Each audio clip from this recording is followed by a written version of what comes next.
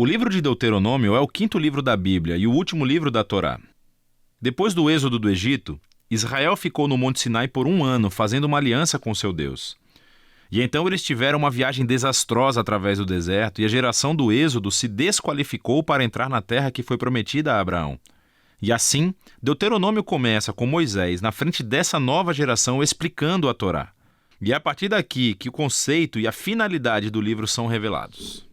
Deuteronômio é uma série de discursos de Moisés, onde ele chama a próxima geração de Israel à fidelidade na aliança com seu Deus. No centro do livro está uma coleção de leis, que são os termos da aliança entre Deus e Israel. Algumas das leis são novas, mas muitas são repetidas, vindas de leis dadas anteriormente no Monte Sinai. E é daí que esse livro recebe o seu nome, da palavra grega Deuteronomion, que significa segunda lei.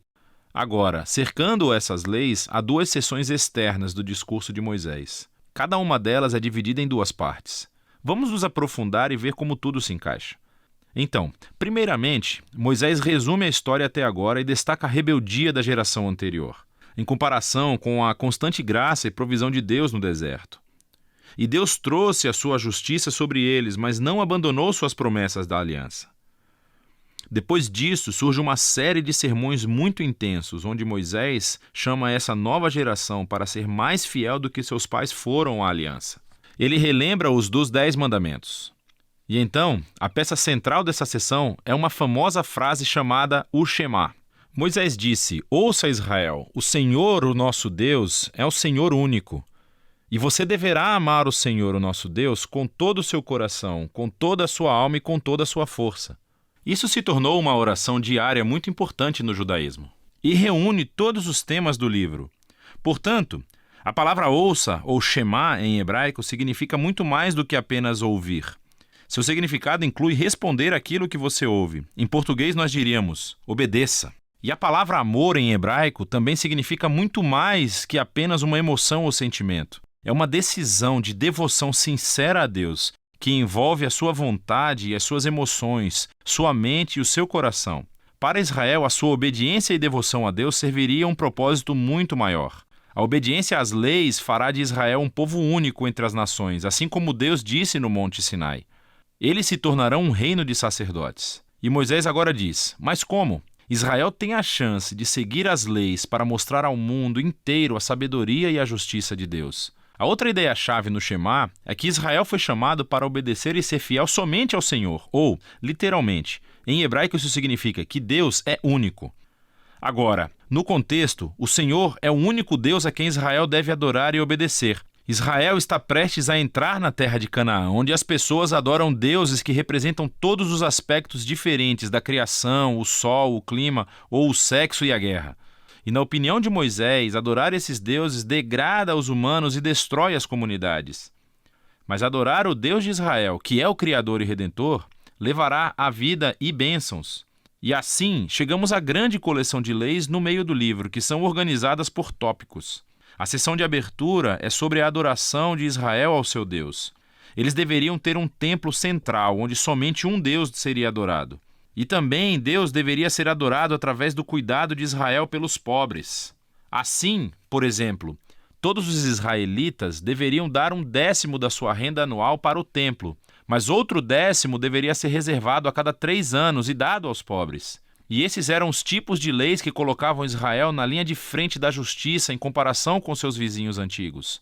E tudo estava relacionado à sua adoração a Deus. A próxima sessão descreve as qualidades de caráter dos líderes de Israel. Assim, os presbíteros, os sacerdotes, os reis, todos foram colocados sob a autoridade das leis da aliança. E Deus disse que reforçaria essa autoridade, enviando profetas para supervisionar os líderes. Assim, em contraste com os vizinhos de Israel, onde os reis eram considerados divinos e a própria lei da nação, os líderes de Israel estavam subordinados à lei e aos profetas. Depois disso, há uma grande parte das leis sobre a vida pública de Israel. Há regras sobre o casamento, a família e os negócios, e também sobre a justiça social, sobre o seu sistema legal e o que deveriam fazer para proteger as viúvas, os órfãos e os imigrantes. E elas terminam com mais leis sobre adoração. Agora, aqui estão algumas dicas sobre como ler todas essas leis. Lembre-se, em primeiro lugar, que estes são os termos da aliança no Monte Sinai, dada especificamente ao Israel antigo, vivendo em uma cultura muito diferente da sua. E por isso, não será útil comparar essas leis com as nossas leis modernas, que são de uma cultura bem diferente. Pelo contrário, essas leis foram dadas para separar Israel. Por isso, precisamos comparar essas leis com as leis dos vizinhos de Israel, como a Assíria ou a Babilônia. E quando você faz isso, de repente, as leis que pareciam duras ou estranhas se tornam muito mais claras. Você vê que Deus está empurrando Israel para um nível de justiça mais elevado do que antes. E, finalmente, tente discernir quais princípios centrais de sabedoria ou justiça estão subjacentes a qualquer lei particular, e você descobrirá algumas coisas bem profundas. Aqui está uma tarefa para obter pontos extras.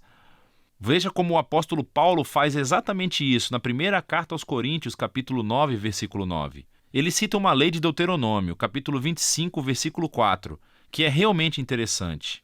Então, de volta a Moisés. Depois de ler todas as leis, ele emite um desafio final para que Israel ouça e ame seu Deus. Primeiro, ele emite um aviso e um ultimato. Se Israel ouvir e obedecer ao seu Deus, tudo dará certo. Muita bênção divina. Mas se eles não escutam e se rebelam, haverá fome, pragas, devastação e, por último, o exílio da terra. E então Moisés toma uma decisão. Ele diz: hoje eu coloco diante de vocês toda a vida ou morte, bênção ou maldição, bondade ou maldade. Portanto, escolham a vida amando ao Senhor seu Deus e escutando o que ele diz. Mas então Moisés diz: sei que depois que eu morrer, vocês vão se rebelar e se afastar de Deus e sofrer o exílio. O que é meio deprimente, mas, novamente, ele já convive com essas pessoas há muito tempo e fica claro que as suas esperanças não são muito altas. Mas nem tudo está perdido, diz Moisés. Um dia, quando Israel estiver no exílio, Moisés diz que eles poderão voltar para o seu Deus, que, em suas palavras, circuncidará os seus corações, para que possam amá-lo de todo o coração e alma, e para que possam viver. Essa é uma metáfora vívida, que diz que algo está fundamentalmente errado com o coração de Israel. É teimoso e duro, e é a mesma coisa que está errada com o coração de toda a humanidade. E isso vem desde a rebelião no jardim. Os humanos ganharam autonomia de Deus. Eles queriam definir o bem e o mal por si mesmos e, como resultado, eles arruinaram o mundo bom de Deus. Mas um dia, Moisés diz, Deus vai fazer algo para transformar os corações do seu povo, para que eles possam verdadeiramente ouvir e amar a Deus de coração, e possam ser trazidos de volta à vida verdadeira.